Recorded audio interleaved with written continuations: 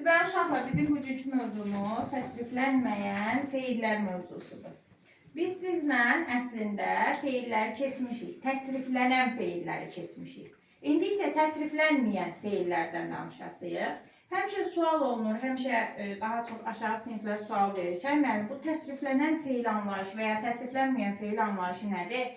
Testlərdə salır, məsələn deyir ki, təsriflənən feili seçin, onun üzərində iş aparın morfoloji təhlil testlərində və ya təsriflənməyən feili seçin, onun üzərində səhvləri seçin variantlar içərisindən və s. və ilə axır.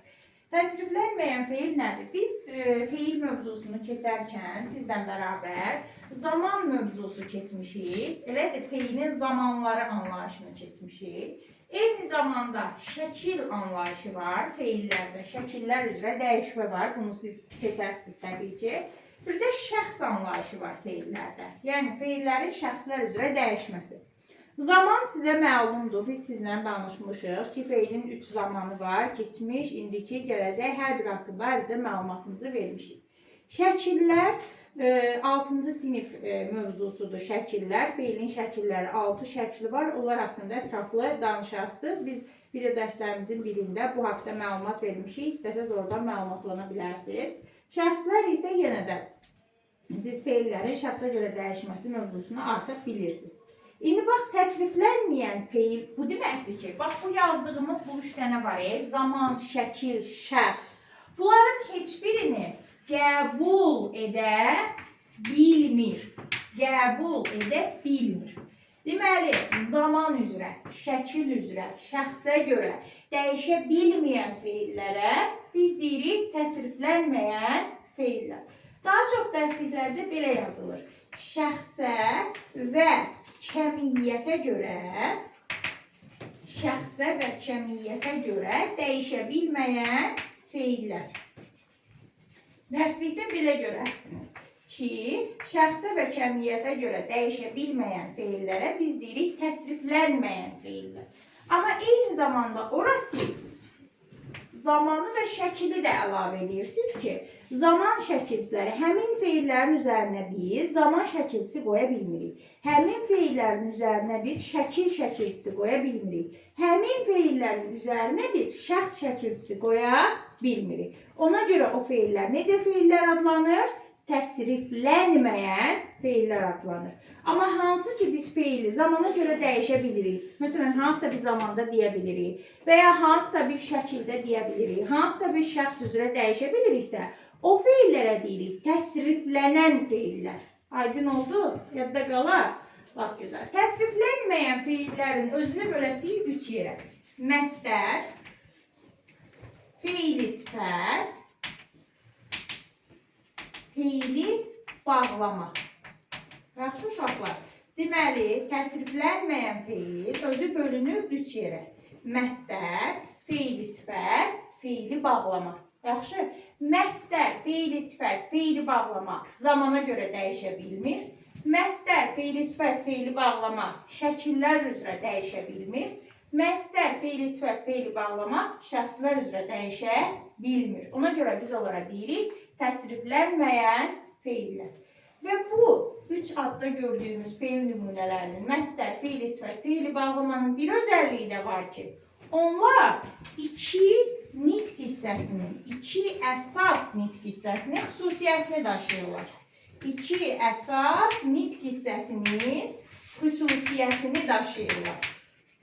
Yaxşı, yadımızda qalsın ki, bu onların özəlliyidir ki, 2 əsas nitq hissəsinin xüsusiyyətini daşıyırlar. Məstər daşıyır feilin və isimin xüsusiyyətlərini. Feili sifət daşıyır adındansa ki, nitq hissəsinin adını görür. Feil və sifətin xüsusiyyətlərini. Feili bağlama isə daşıyır uşaqlar feil və zərfin xüsusiyyətlərini. Yadımızda qalar. Məstər daşıyır feilin və ismin xüsusiyyətlərini. Feili sifət daşıyır feilin və sifətin xüsusiyyətlərini. Feili bağlama daşıyır feilin və zərfin xüsusiyyətlərini. Feil hər üçündə var gördüyünüz kimi. Digər nitq hissə xüsusiyyətləri dəyişir.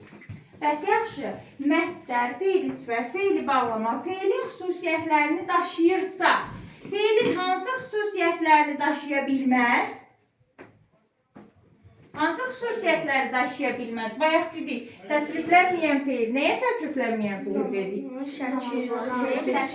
Ay, sağ ol. Deməli, onda feilə məxsus hansı xüsusiyyətləri daşıya bilməz?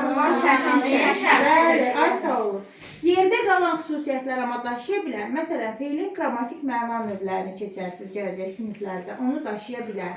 Təsirlilik, təsirsizlik anlayışı var. İndi dərsliklərdən çıxarılıb düzdür tədris etmirik. Bax, onu daşıya bilər. Leksik məna qrupları var feilin. Onu daşıya bilər. Təsdiq, inkar öyrənmişdiniz. Onu daşıya bilər. Amma bir dənə daşıya bilmədiyi nədir? Bax, bunlar zamandır, şəkildir, şəxsdir. Bunu yadda saxlayırıq. Digər xüsusiyyətlər isə hər birinin hissəsinə məxsus özəlliklərdir. Sizə qısa bir şəkilti ilə bağlı 2 ipucu da verim. Hələlik öyrənəcəyiniz bundan ibarət olsun. Məsələnin şəkilsini öyrənib gəlmişsiniz ibtidailəndə. Nədir? Ay, sağ olun. Məsələdə bir dənə şəkilçi var, o da maq şəkilçisidir, qrammatik. Fiili sifətdəki şəkilçiləri isə sizə öyrədirik. Bax, belə cümlə əsasında. Anası, malı, içəcək, miş şəklində. Bəli, bax bunlar an, ası, əsi, anən ası, əsi, malı, məli, dık-dik plus məsubiyyət, acaq-əcək, muş. Bax, bunlar da fiili sifət şəkilçilərdir ki, biz bu cümlə vasitəsilə də onu yadımızda saxlaya bilərik. Feili bağlama şəkilçiləri biraz say etibarilə çoxdur. Bunu gələn mövzumuzda saxlayaq. Hələ ki biz təsriflənən feil və təsriflənməyən feilin nə olduğunu bilək, hansı növlər olduğunu bilək, ikisinin şəkilçisini ən azından əzbər bilək, əsas xüsusiyyətinin, iki əsas nitq hissəsinin xüsusiyyətini daşıma olduğunu bilək, feilə məxsus xüsusiyyətlərdən bu üçünün içində olmadığını, digərlərinin isə içində olduğunu bilək, hələ ki. Bura qədər öyrənək, bundan sonra gələn mövzularda da ardına davam edək.